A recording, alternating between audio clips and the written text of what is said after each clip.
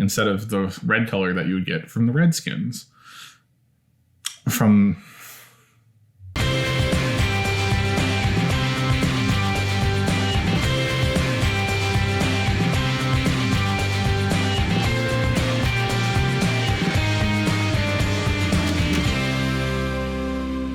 Welcome back to Rewind with bschwitty, because maybe I'm a god. I've been denying the signs for too long. Today, we are going to be getting a primer on the latest wine trend to hit LA hipsters over in Silver Lake. What is it, you ask?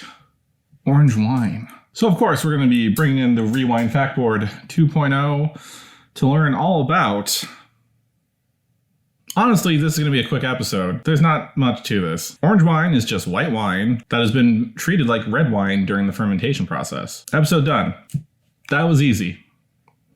All right, fine. Let's go back and learn about the winemaking process. To make white wine, in general, you pick your white grapes and as soon as possible, press them off of the skins in a press, which is something that we call whole cluster pressing, because you take the whole clusters of grapes and press them. This process separates the juice from the skins as quickly as possible to minimize skin contact, which prevents, you guessed it, a change of color. The juice is then fermented into wine. Whereas when you make red wine, generally the grapes are destemmed into individual berries and sorted, and then placed into fermentation vessels with the skins and seeds together. As the juice soaks with the skins and the seeds in the must, it extracts color from the skins, giving the red wine its traditional red color that we're familiar with. And as I constantly remind you, all wine looks the same before it's had skin contact. It's clear, it's white, it looks like white wine until it has had color extraction from skin contact. And yes, there's some juices out there that start out dark, but that is still from the fact that it had contact with its skin.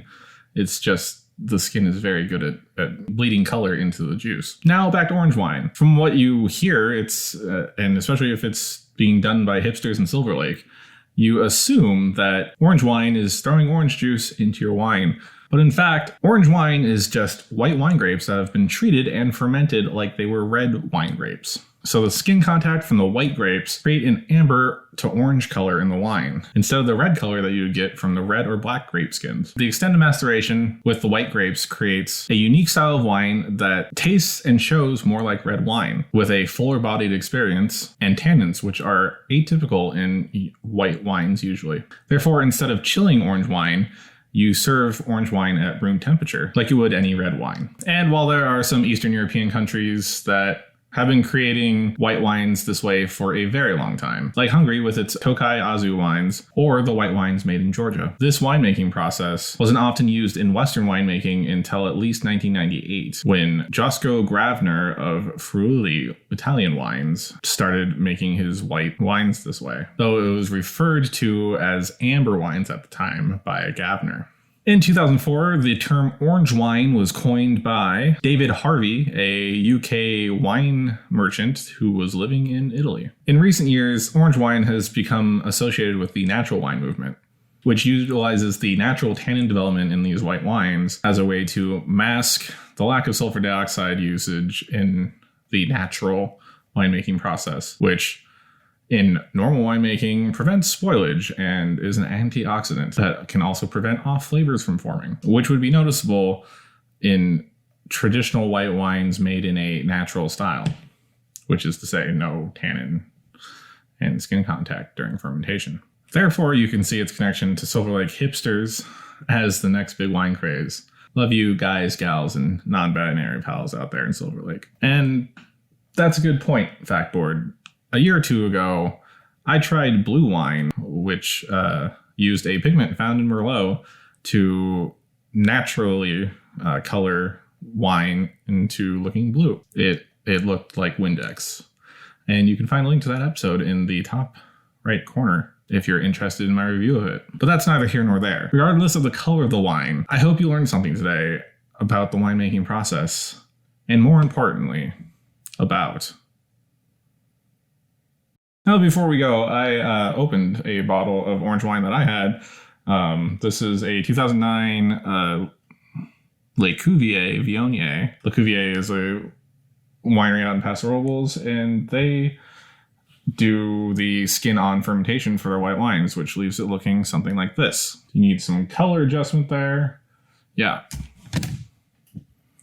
So it's a dark orange, and yes, it's 2009, so it's over a decade old. And it smells so interesting, which is why I bought it in the first place. It almost smells like a sherry or a port, even though it's not a fortified wine. And then you get the undercurrents of the traditional white aromatic smells like citrus, but it's masked by this nutty caramely note on the nose.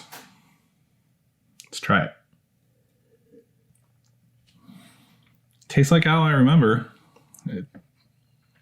It's tannic. You get the acid from the Viognier.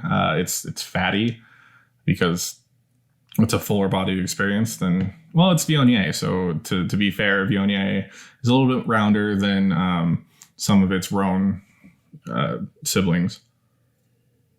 It doesn't overwhelm the nuttiness, carameliness. It's more an aromatic experience. It's something on the nose, but it dives into the fruitiness of the white wine. But then there's the tannic finish, which, again, white wine, which you're not expecting, just kind of attacks you from out of nowhere. It's truly unique. Well, not unique. Everyone seems to make it now. It's the new hip thing. But before it took off, they were making it at Le Cuvier. And I highly recommend, if that interests you at all, pick up a bottle yourself of orange wine and see why it's the new hip wine trend.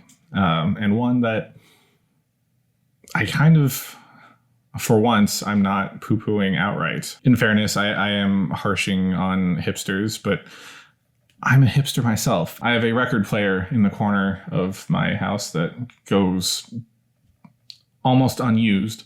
Record store day. Support your local record stores. And that's my 2 cents for today on Rewind. Thank you for joining us. Let me know if you've tried orange wine in the comments below. I'm curious because I didn't realize until I was watching an episode of Good Mythical More that it was the new rage.